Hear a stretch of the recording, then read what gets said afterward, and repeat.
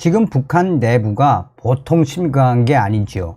자, 이런 속에 김정은이가 집권을 한 이후에 최초의 충격적인 상황이 또 한 번 드러났습니다.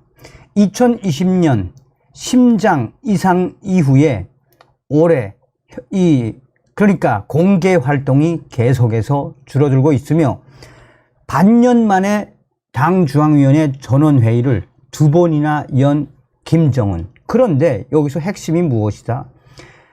이때까지는 전원회의를 하면 김정은이가 최소한 1시간 이상 연설을 하지 않았습니까? 연설도 하지 않고 또 다른 간부들이 연설을 하는 그 시간에 이어폰을 끼고 이상한 행동을 했습니다. 정성산TV 좋아요, 구독, 알림은 큰 힘이 되겠습니다. 자, 정성산TV가 가열차게 주장하는 캠페인이 있지 않습니까? 우리는 윤석열 대통령 시대에 반드시 북계 김정은 멸망, 북한 동포를 구출할 수 있는 통일의 기틀, 자유북진 통일의 기틀을 만들어야 합니다. 자, 지금 현재 김정은이 최근 열린 노동당 전원회의에서 연설을 하지 않는가 하면, 또 이어폰을 끼고 다른 행동을 하는가 하면, 또한 의자에 앉아 이상한 표정을 지으며 건강이 좋지 않은 내색을 표하는가 하면 여러 가지 충격적인 상황들이 드러나고 있습니다. 최근 평양에서 열린 제8기 8차 노동당 전원회의에서 가장 특징적이고 전문가들도 깜짝 놀란 것은 바로 김정은이가 연설을 하지 않은 것입니다. 전원회의 이후 방영된 조선중앙TV 화면을 봐도 김정은이 연단에서 연설하는 장면은 없습니다.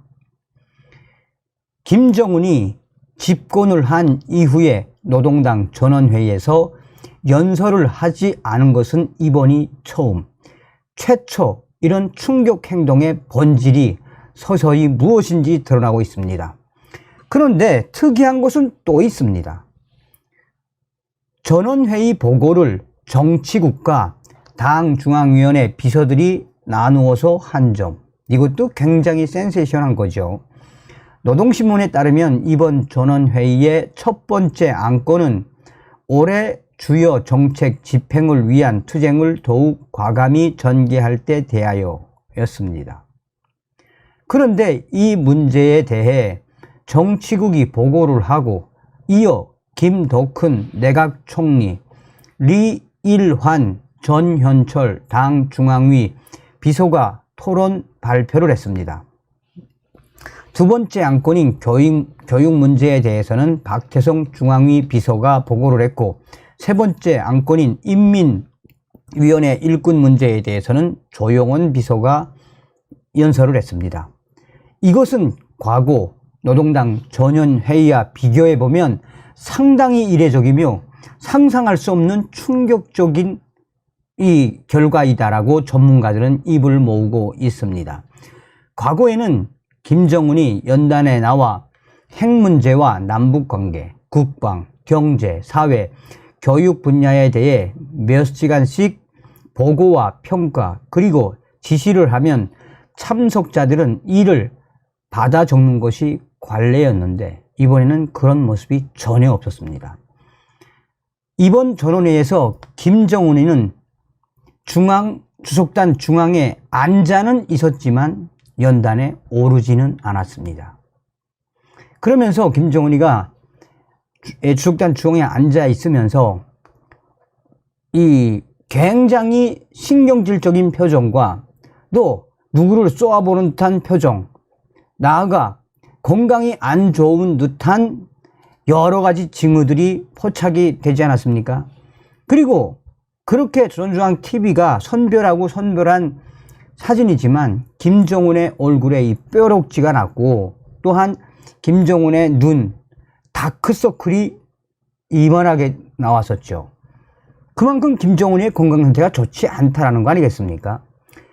자, 그런데 더 충격적인 것은 김정은이가 혼자서 이어폰을 끼고 있었다는 것입니다.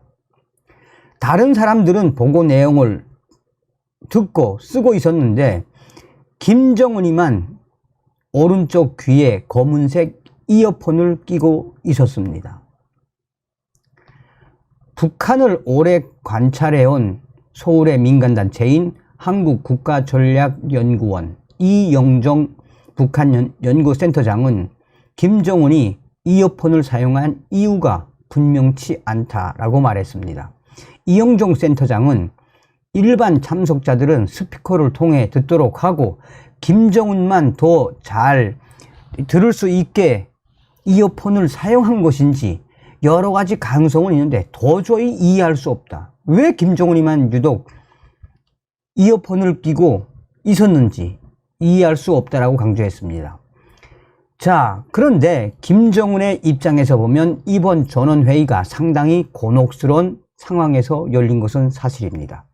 김정은이가 지난 4월 18일 우주개발국을 방문한 데 이어 5월 16일 위성발사준비위원회를 방문해 차후 행동계획을 승인하지 않았습니까?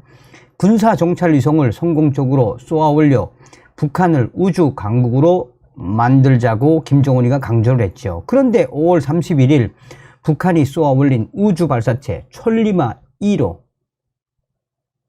엔진 고장으로 인해 발사 몇 분 만에 서해에 추락을 했습니다. 인민들에게 면목이 없게 됐다라며 통일연구원 조한범 박사는 말했습니다. 조한범 박사는 정찰위성 발사 실패는 최대의 참사입니다. 왜냐하면 김정은이 우주정복은 나의 꿈이라고 말하고 4월, 5월 두 차례에 우주개발국을 방문해 발사를 지시했는데 그게 실패했다는 얘기를 본인이 하면 본인이 책임을 져야 하거든요. 자, 또 다른 측면은 김정은이의 건강 상태에 문제가 있는 것 아닌가라는 일각의 추측도 있습니다. 미국의 경우 대통령이 매년 1월 말 또는 2월 초 의회에서 하는 국정연설은 통상 1시간 정도. 반면에 북한 전원회의의 보고는 상당히 길죠. 예를 들어 지난 2019년 12월 28일부터 31일까지 계속됐던 노동당 7기 5차 전원회의에서 김정은은 나흘간 7시간 이 보고를 했습니다. 당시 김정은이는 총 70여 쪽의 보고문을 연단해서 낭독한 것으로 보입니다. 전문가들은 김정은의 초고도 비만 때문에 김정은이가 장시간 연설을 할 수 없다. 김정은의 건강 상태가 매우 안 좋다라고 강조합니다. 북한 문제 전문가인 켄 거스 미 해군 분석센터 국장은 김정은의 체중이 더욱 늘어났다라며 연단에서 서서 몇 시간씩 연설을 하는 것은 위험하다고 판단했을 수도 있다라고 말했습니다. 자, 앞서서 한국의 국가정보원은 올해 39살인 김정은이가 키 170cm에 몸무게가 140kg 중반으로 초고도 비만이라고 밝혔죠. 또한 김정은이는 고혈압을 비롯한 심혈관 관계 질환과 통풍과 당뇨병 증상이 있는 것으로도 알려졌지요. 김정은의 또 다른 변화는 지금 현재 현지 지도 활동, 공개 활동이 크게 줄었다는 겁니다. 김정은이가 2014년의 경우 공개 활동은 174회에 달했습니다. 당시에 이틀에 한 번꼴로 회의를 하거나 군부대 방문, 현지 지도 또는 행사에 참석을 했는데, 그러나 김정은의 공개 활동, 2020년 김정은의 공개 활동은 55회로 급격히 줄어들었죠. 그해 4월 김정은이는 심혈관 질환을 앓은 것으로 알려지지 않았습니까? 자, 김정은의 줄어든 현지 지도 추세는 올해도 계속되고 있습니다. 올해 1월에서 6월 중 공개 활동은 23회에 불과합니다. 게다가 경제 분야 활동은 단 3차례에 불과합니다. 그것도 평양 화성지구 1만 세대 착공 2월 16일, 강동 온실농장 착공 2월 16일, 평양 서포거리 거리 착공식 2월 26일이 전부.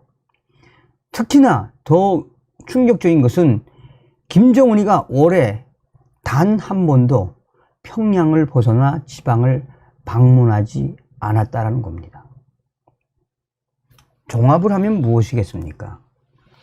어찌되었든 우리 한국 정부는 김정은 정권에 대한 유고 사태, 그것도 중요하지만 중국인민 해방군이 들어올까봐 얼마나 저희들이 강조를 하고 있습니까?